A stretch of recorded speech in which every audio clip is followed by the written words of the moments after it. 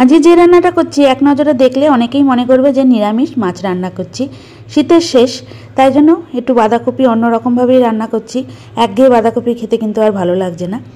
অর্ধেক বাঁধাকপি নিয়েছি, একদম লম্বা করে কেটে নিয়েছি। তারপরে 2 মিনিট মতো গরম জলে ভাপ দিয়ে ঠান্ডা করে নেব। এবার ভাপ দেওয়া বাঁধাকপিগুলো ঠান্ডা হয়ে যাওয়ার পর যেভাবে দেখাচ্ছি ঠিক সেইভাবে কেটে নিচ্ছি। আলতো হাতে বাঁধাকপি থেকে জলগুলো চিপে ফেলে দিয়েছি।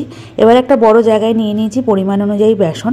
বেসনের মধ্যে দিয়ে দেবো স্বাদ অনুযায়ী লবণ, আর সামান্য পরিমাণ হলুদ গুঁড়ো, আর সামান্য পরিমাণ লঙ্কার গুঁড়ো। তারপর খুব ভালো করে মিশিয়ে অল্প জল দিয়ে একটা গাঢ় ব্যাটার তৈরি করে নেব। এইভাবে বাঁধাকপি রান্না করলে কিন্তু খেতে খুবই ভালো লাগে। আজকে বাঁধাকপির ঝোল রান্না করছি। ব্যাটারটা তৈরি করা হয়ে গেছে। কড়াইয়ের মধ্যে পরিমাণ অনুযায়ী সাদা তেল দিয়ে দিচ্ছি।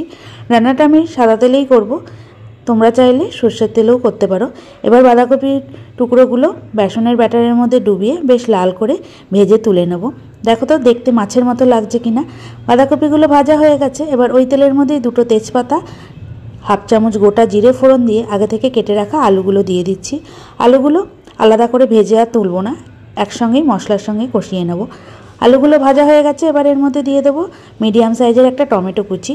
টমেটো কুচি দিয়ে তেলের মধ্যে কিছুক্ষণ ভাজার পর এর মধ্যে দিয়ে দেবো ছোটো চামচের 1.5 চামচ জিরে গুঁড়ো। তারপর দিয়ে দিচ্ছি ছোটো চামচের প্রায় 2 চামচ ধনে গুঁড়ো, 1 চামচ আদা বাটা দিয়ে কিছুক্ষণ কষানোর পর দিয়ে দেবো স্বাদ অনুযায়ী লঙ্কার গুঁড়ো আর 1 চামচ হলুদ গুঁড়ো। দিয়ে দেবো স্বাদ অনুযায়ী লবণ, যাতে টমেটোটা তাড়াতাড়ি গলে যায়। এখনও কিন্তু আমি লঙ্কার গুঁড়োটা দিইনি। এবার স্বাদ অনুযায়ী লঙ্কার গুঁড়ো দিয়ে দিচ্ছি। সব মশলা একসঙ্গে আগে থেকে জলেগুলোও কিন্তু রাখতে পারো। মশলাটা কিছুক্ষণ কষানোর পর সামান্য পরিমাণ জল দিয়ে দিলাম। যতক্ষণ না মশলা থেকে তেল বার হচ্ছে আর টমেটো সেদ্ধ হচ্ছে ততক্ষণ মশলাটা কষিয়ে নেব। মশলা থেকে তেল বার হয়ে গেছে। এবার এর মধ্যে দিয়ে দেবো 1 চামচ চিনি। চিনিটা দিয়ে আরও কিছুক্ষণ কষানোর পর পরিমাণ অনুযায়ী জল দিয়ে দিচ্ছি।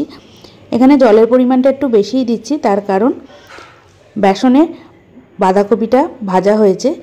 ঠান্ডা হয়ে গেলে কিন্তু বেসন অনেকটাই ঝোল টেনে নেবে, তাই জন্য জলের পরিমাণটা বেশি দিলাম। দিয়ে খুব ভালো করে ফুটতে দিচ্ছি।